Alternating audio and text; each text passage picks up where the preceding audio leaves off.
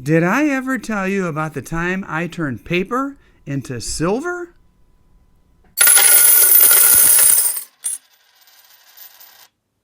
T. Hello, silver fans. This is T, and you're in the place to be for silver education, acquisition, and entertainment. In today's episode, I'll tell you the story of when I turned paper into silver and why. But before we get to that, this is the point in the video where I ask you to hit that like button and subscribe if you like videos with honest and practical advice. So this morning, I was checking my video comments and responding to viewers. And I have a video that I put out quite some time ago. It's one of my earlier videos, and it's called Confession of a Broke Silver Stacker. And for some reason, that one seems to get a lot of attention. And this person named Rodney made a comment. And he was lamenting the fact that he didn't ever seem to have money for precious metals. And he was actually contemplating the idea of putting precious metals on a credit card. So I decided to comment and give Rodney my best advice. And I was kind of thinking in the back of my mind, if poor Rodney doesn't have money for precious metals now, is he really going to have money to pay off a credit card later? So here are the two pieces of advice that I gave him. Number one, I said, save little by little. And, I'm thinking to myself, even if you put $2 or $3 in an envelope, from time to time, eventually you'll have enough money for a silver round or something like that. The other piece of advice that I gave Rodney was to sell something. And that's what today's episode is about. It's about the time that I sold something and got something with the proceeds from that sale that I really like. And so let me take you back to the fall of 2020. In the fall of 2020, the NBA Finals was going on. And it was the LA Lakers led by LeBron James versus another team that I don't even remember which team it was, to be honest with you. I have really kind of been out of basketball, and my interest has waned for quite some time now. But back in the day, I bought two of these. This is a LeBron James rookie card. And as you could see, this one that I still have in my possession is a PSA 9. I bought two of them for a price of approximately $15 per card. So I went to a card shop, and if you know anything about collecting cards, you know that every single year, every sport, there's some dynamic rookie that comes out that everybody thinks is going to be the next Michael Jordan, the next Babe Ruth, the next Walter Payton, and that guy is hyped up. But there was something about LeBron James, perhaps his high school career and his whole story, that appealed to me. So I said, well, what the heck, let me plunk a couple bucks down on a couple of LeBron James rookie cards.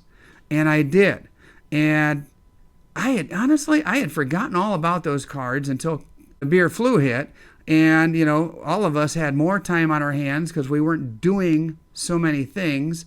And I went back and looked through my old cards, and lo and behold, hey, I had a couple LeBron cards. Actually, I had a few. And the other one, the mate to this one, was a PSA 8.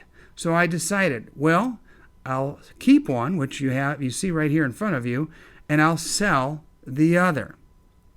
And that's exactly what I did. So the same advice that I gave to Rodney, that's not something that I just made up or theory. That's something I literally did. I hopped on eBay, kind of accepted the fact that I would have to pay high fees to unload this card, but I timed it just right. I timed it so it was during the NBA Finals, and I really got lucky. The very evening that this card was going to go for sale was NBA Finals Game 7 night. And lo and behold, sure enough, LeBron won it, and millions of people all over the world celebrated that. And LeBron is one of those people, some people really don't care for LeBron James, other people adore him, and I did my best to time it so that I would maximize the amount of money that I would make on that card. So I timed it really well, honestly got lucky, and sold that card for like $900, and that was a PSA 8. I intentionally held this one back for these reasons. Last year, the NBA season was an abbreviated season, and no fans in the stands, and it was a weird one. It was shortened, but I thought I will capitalize on the fact that he's in the finals again, but I won't sell my best card until the timing is right for that one. So we'll see when I sell that. Rest assured, I will. And when I sold that original PSA 8 card, it kind of dawned on me, well, maybe I will sell that card and buy a card of somebody I really, really like Michael Jordan. As you can see here, there's the word Chicago right there. I am an old school Bulls fan. I watched the Bulls make it all the way through the 80s and into the decade of the 90s that they ruled. I was there present for many of the games, regular season, playoff, and I even had the privilege of attending a NBA Finals game where the Bulls won it in Chicago. Oh my gosh, what a blast. So needless to say, I'm a huge MJ fan. Even as big a fan as I am of MJ, I decided instead of buying another basketball card, a piece of paper, I bought something more valuable than that, I think, in the long run. And this particular coin, I didn't use all the proceeds from this sale, but I used a big chunk of it to treat myself. This is a 1998 Mexican Libertad, and as you could see, it's an MS68. And let me tell you, folks, if you haven't shopped for these before, they are very hard to come by. If you go to eBay, don't just look at the items that are currently for sale, but items that are actually sold.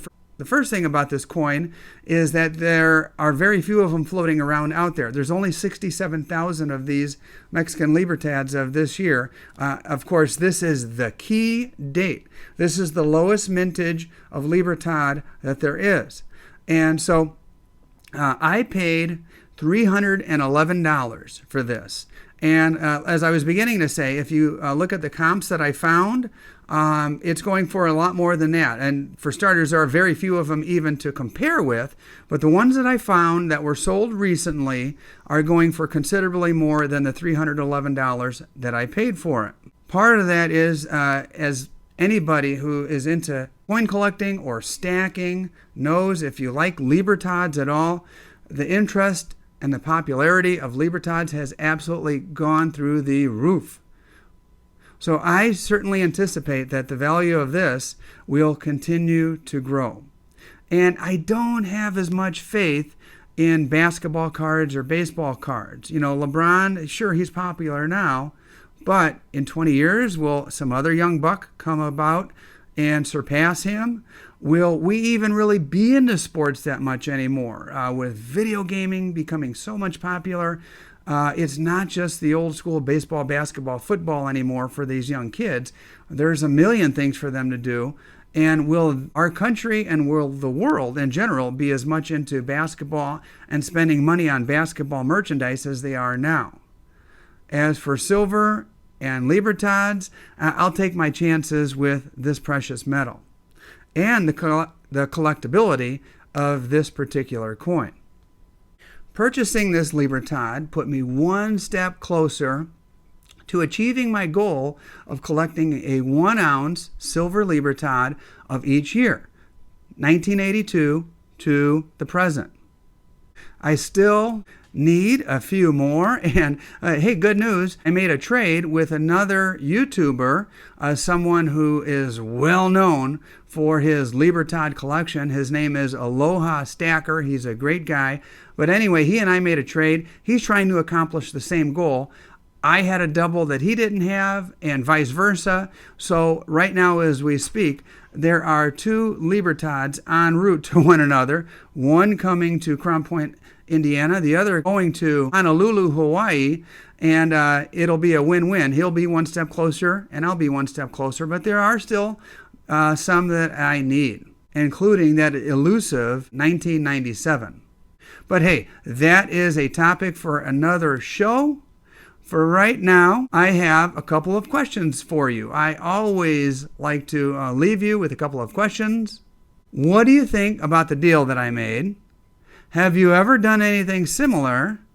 And back to our friend Rodney that I was talking about at the beginning of the show, do you have any advice for our friend Rodney? Anything that I didn't cover?